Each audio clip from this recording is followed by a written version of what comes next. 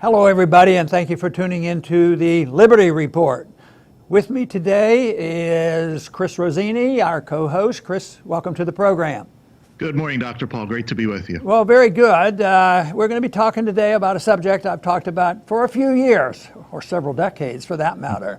Because I remember well the night of the Sunday night of August 15, 1971. I knew it was significant, but as the years have gone by, I've realized that it's very, very significant and continues to be.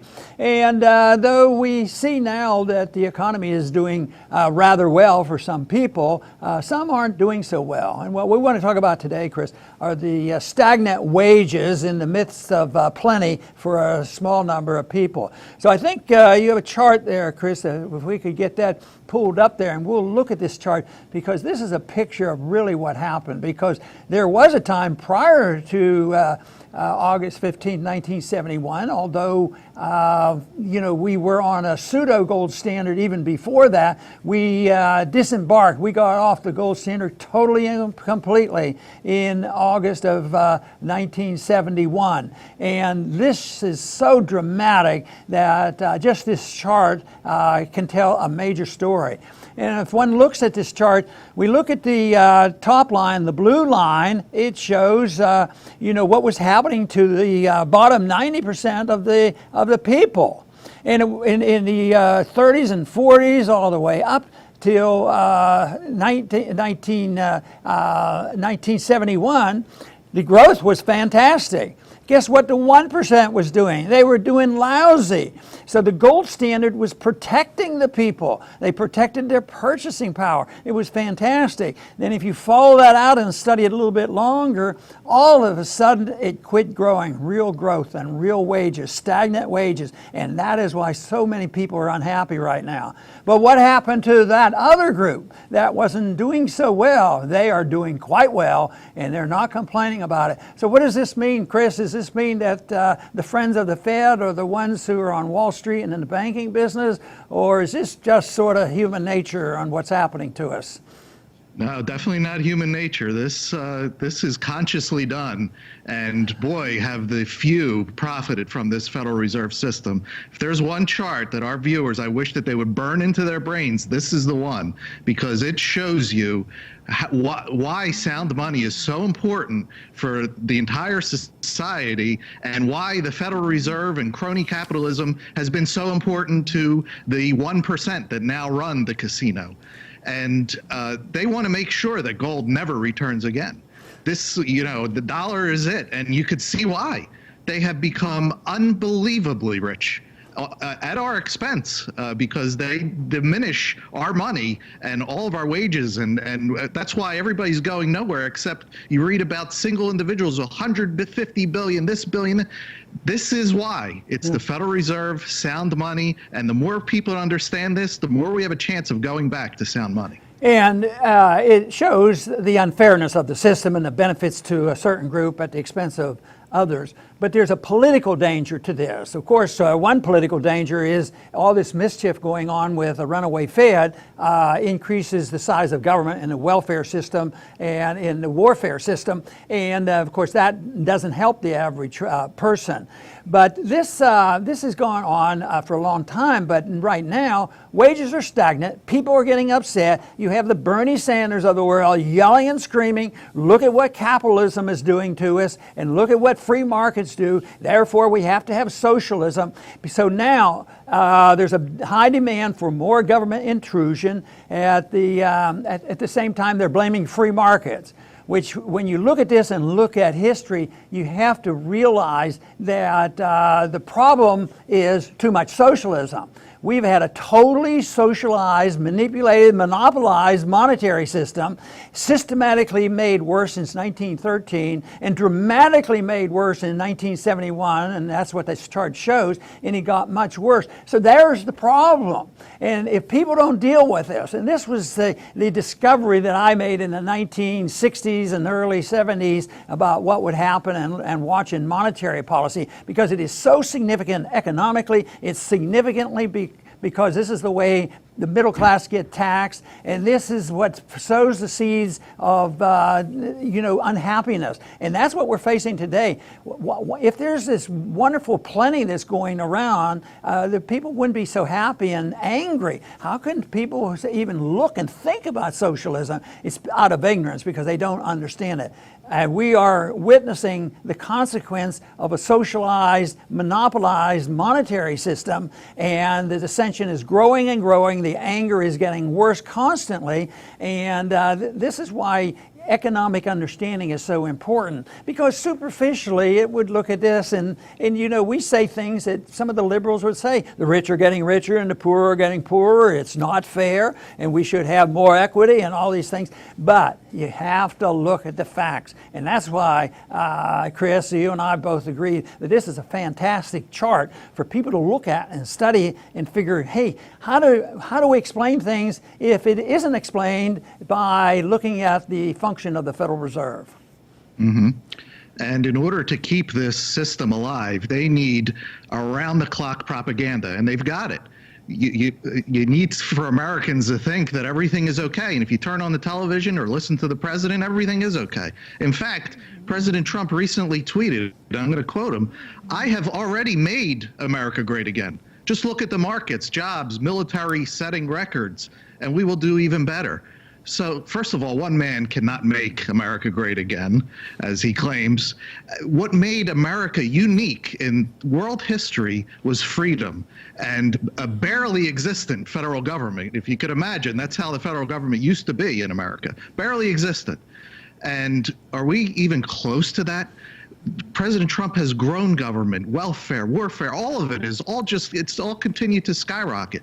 But they have to keep this propaganda that everything is okay. Look at the Dow, look at this. But the chart that we're showing you is showing you what it's really like. And we have to go in the opposite direction. Government has to shrink and get rid of the Fed.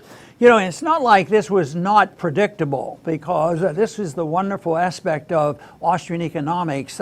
They have studied this, they have made predictions. Their predictions have been more correct than any other system of economic policy. And we've lived with Keynesian socialist economic policy and inflationism and central banking, and it's all a total failure. But Mises said early on that it will destroy the middle class. And he also said that the system that we have, and socialism especially, will not function. He claimed that the system that we have will morph into socialism.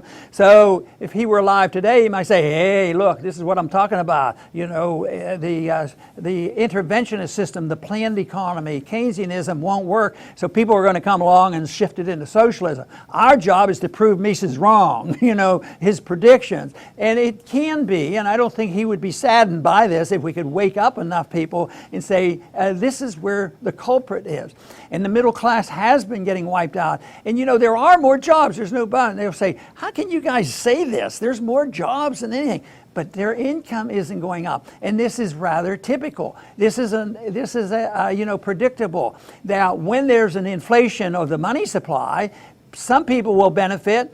Not all people will benefit the same. Some prices will go up and hurt some people at a different rate, and wages predictably generally never keep up with the cost of living increase. And that's what they're facing right now. Even today, we hear about even the government statistics are admitting that prices are going up, the consumer prices. Of course, they've been going up all along, but they've been in denial. And they say, well, there is no inflation, so that they wouldn't have to justify, raising the wages.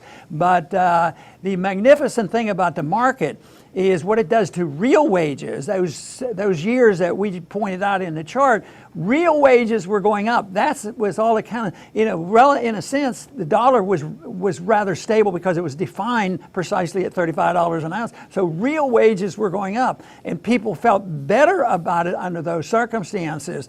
And right now, they're not feeling very good, and it looks like the people who benefit have been able to accomplish what they want.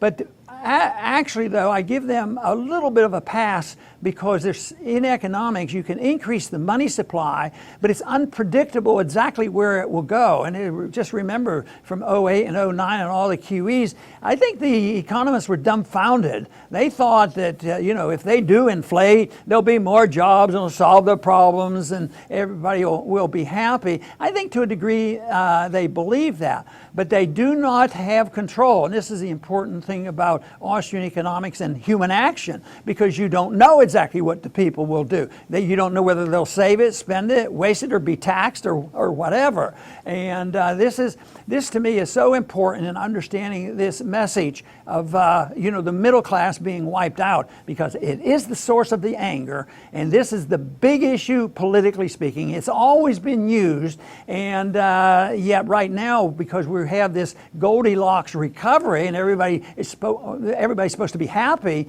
they have to figure out, well, why is so many people seem to be unhappy? And of course, the articles we read is 40 to 50% of the people are still suffering. Their cost of medical care and education going up. They're still paying, education bills, which is all a consequence of this. So I think our message is important. I hope we develop the skills that this message will be heard and that we can spread it, because I quite frankly think that without the understanding of what we're talking about, we're not going to have a very good ending to this. It's going to get much, much worse rather than better. I think it's going to get worse anyway, even in the shifting from what we see today to one where we have sound money. There will be an adjustment, but if you know what it's all about, and you have confidence in it, it's sort of like the patient that one has and described to him, yes, you have a serious disease, you require this surgery, you have cancer, but we can cure you if you do the right thing, and we do it, and you can be healed. And that's the way this is. We have to convince the people that more government will not work, and that's been tried. That's what the 20th century is all about, and it's a lingering belief that is absolutely wrong. Even in this century, we see the socialists and the communists coming alive and saying, yes, what you need is more government. I don't think that's going to be the solution, Chris. No, Dr. Paul, and I'll finish by making a point that, as we saw, most of the income goes to the 1% today because of the rig system. But it's important to keep our eye on the ball and not blame the 1% per se. There's always going to be a 1%. It's a part of humanity. There's always going to be people that are superior skilled as entrepreneurs, inventors. Those people need to breathe free air and create things and become rich off of it. It's wonderful, as long as they're not using force or government. But we don't have free markets and stuff where people can use their talents. Instead, it's politicized. It's cronyism. And the Fed is the heart of cronyism. And that chart shows us that the average person benefits from gold, from sound money. And it doesn't matter. There was a 1% back then, too. But it's not like it is today. And we're just a few ideas away from going back to a sound monetary system. Just need to understand it. That's very good, and I think that's a very important point that you make about the 1%, because yes, we complain about people becoming super wealthy because of the transfer system that occurs with the Federal Reserve and the fiat system. And the enemies of liberty will use this as another excuse for socialism if they say, well, what we want to do is stop people from being wealthy. So there is a subjective factor involved in this, people who want power, and also people who are greedy, and also people who resent success because they produce things. But this can be sorted out. It's easily sorted out. Where is the money coming from? The very wealthy. Are they getting an assistance from the government, or aren't they? And for the most part, they're getting assistance indirectly or directly, with the Federal Reserve. But we should not come down hard on people who are successful. Matter of fact, there's a burden on their part, because they have to, if they're successful because they're providing a good or a service that the people want. So the people decide whether they're going to be successful, and their job is to deliver that service. And that's why you have to have free market pricing of everything, and make sure that if a person does well, if a company does well, they produce more, and they serve the people in many ways. But the people get to vote the way they spend the money. That's what free markets would be all about. But we have to have a clear understanding about what freedom is and liberty. It's an individual issue, and it's a right to own property and the right to have voluntary contracts socially and economically. If you obey those few rules, believe me, it wouldn't take us very long to sort all this out and make sure that we have the maximum amount of people who are responding to both peace and prosperity and be very pleased with it. I want to thank everybody for tuning in today to the Liberty Report. Please come back soon.